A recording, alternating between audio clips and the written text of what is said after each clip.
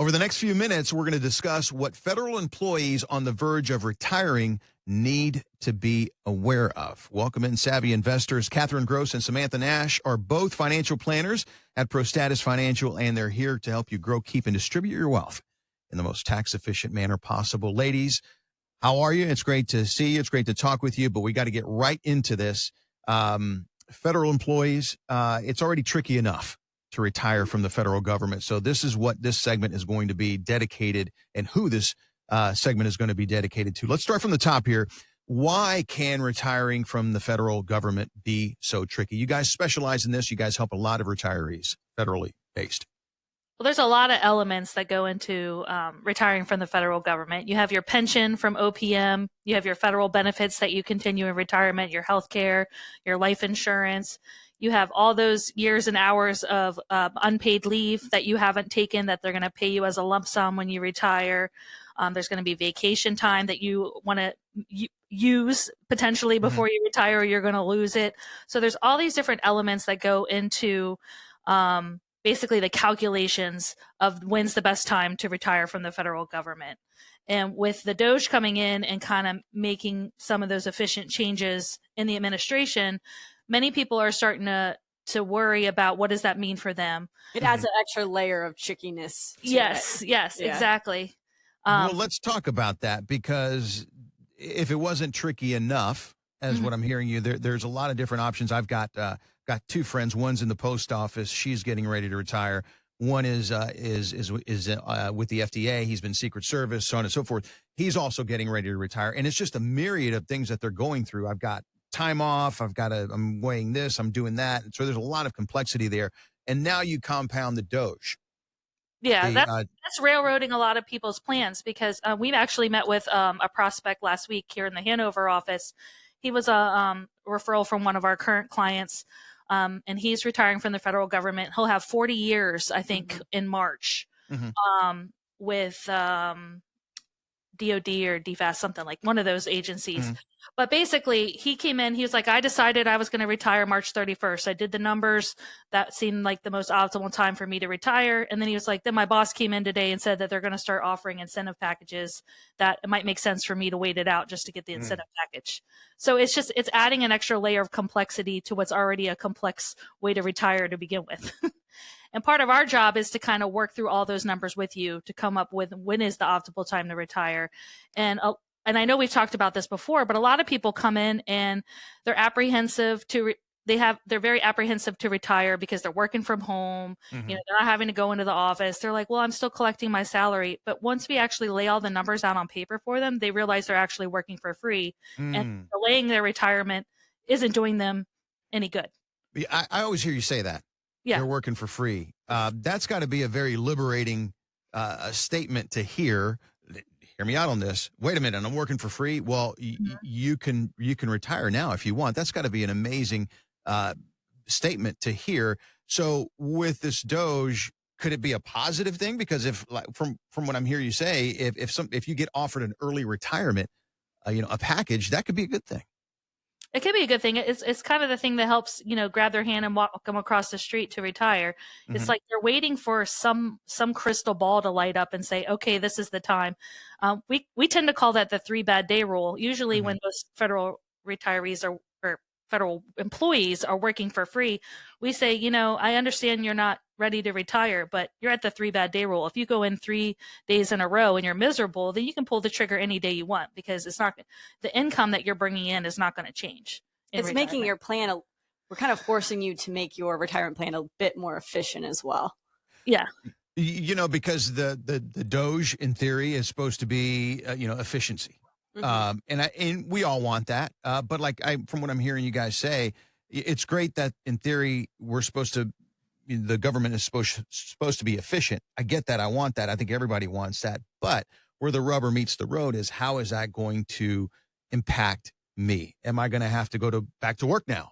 Because I haven't been going back to work. And politics aside, it's really all about that employee that is thinking about retiring. Let's move over to TSPs here. A lot of questions on that. How do we know what to do with our TSPs? Talk to us a little bit about that. Should we convert the TSP? Should we transfer that over to an IRA? What can you tell us about that? So it's really dependent upon your situation, but I will say that TSP has some quarrels to it. Some of those, I think the biggest thing is one, terrible customer service. With Doge coming in, we're going to be seeing a cut to the federal workforce in general, which means there's less people to be servicing your requests. So it could get worse? Yes, potentially.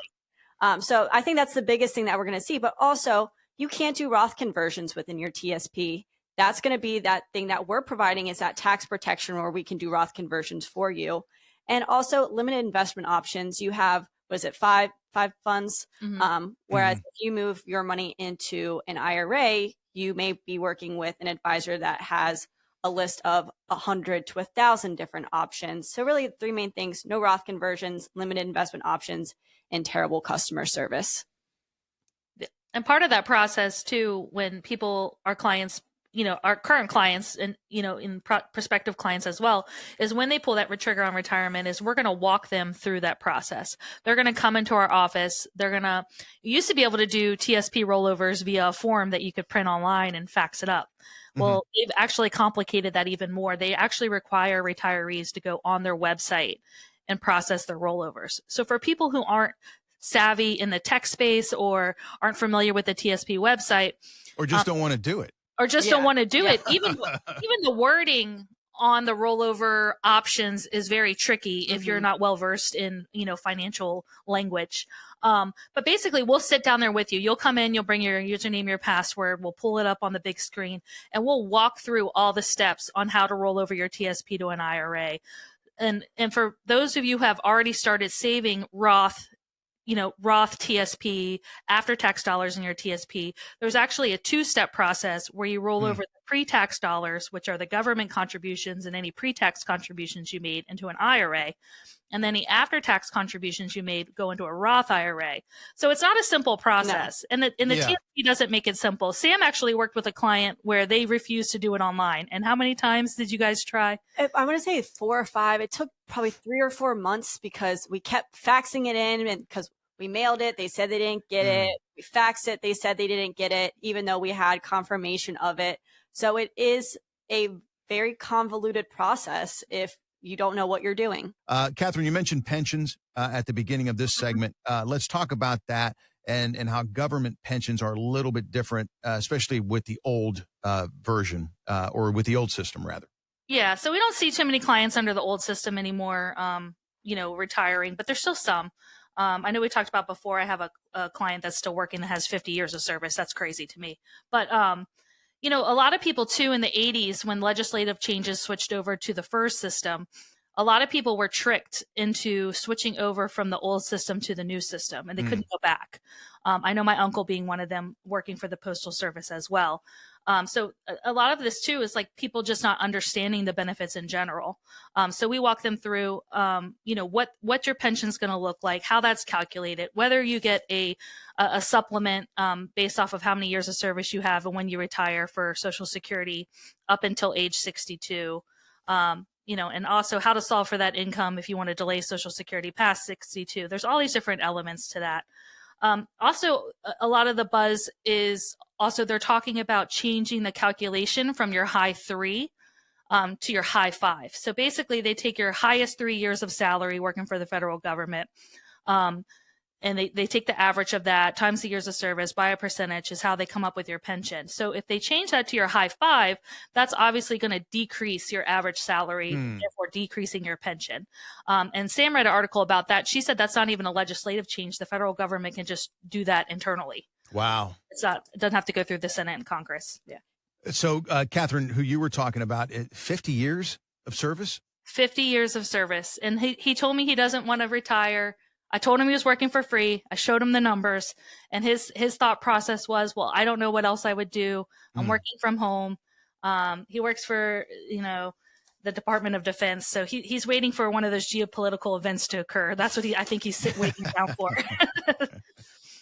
Well, again, as we mentioned before, thank you. Thank him for his service. That's a lot of time. Now the tricky part comes and that is retiring. And thank you guys for being here and helping, because you guys have helped a lot of federal employees, especially here in the Maryland, D.C. area, obviously.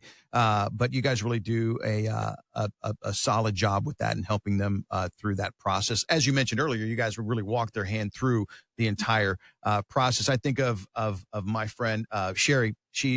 I think she's about 30 years. Or she's at either 30 or 35. I forget, but with the post office. And again, she's just running all these numbers through her head, just trying to figure out what that is. So someone in her case, you guys can walk them through that. Let's talk about after that's done. And then, quickly here as we wrap this segment up, and then we'll give you guys some time to call in or to go to the website and schedule time with Catherine, with Sam, and the team at Prostatis. But after this person is retired, what's that service look like? You know, we've crossed the big hurdle. Now we've got 20 to 30 years for the rest of our lives working with you guys. What does that look like? Absolutely. So, like we said, Sam and I put together the plan. We walk you through that whole conversion process of getting you retired. We calculate what your tax is going to look like with that annual leave payout you're going to get. We're going to look at Roth conversions. Do they make sense to start the year you retired, or if we're already doing them, or if it makes sense to wait a year when your income, it might look a little bit different because you have other income sources and different types of income coming in. Not only do we prepare your taxes, we do the tax planning and the tax preparation. So you see the whole plan come full circle. We're the ones, meeting with you 2 to 3 times a year, looking at your risk. How can we make changes to your investment to protect your assets? How can you make changes to your assets to fund certain goals? I see a problem here. I see a problem. Like the person you were talking about earlier has been working for the federal government for 50 years, doesn't want to retire because he doesn't know what he's going to do. Working with you guys, you're going to have more time on your hands that you're not going to know what to do because you don't have to drive around all over town going to see your accountant, your tax person, your investment person. You can just go to Prostatis and get it all taken care of. So again, we're your Doge, as efficient as possible. Yes, we are very efficient at getting people retired. I love that. I love that. If you're retiring from the federal government, it takes a special skill set. You know that, and we've been talking about that today. At Prostatis Financial, they understand that, and they know what you're going through. Call today, again, for that free federal benefits review. They're going to sit with you personally, as they've been talking about, and look at everything and give you recommendations. SavvyInvestorRadio.com front page. They know it's important to you, so they have made it important to them. They've put it right there at the top, at the front page. So front and center, right there.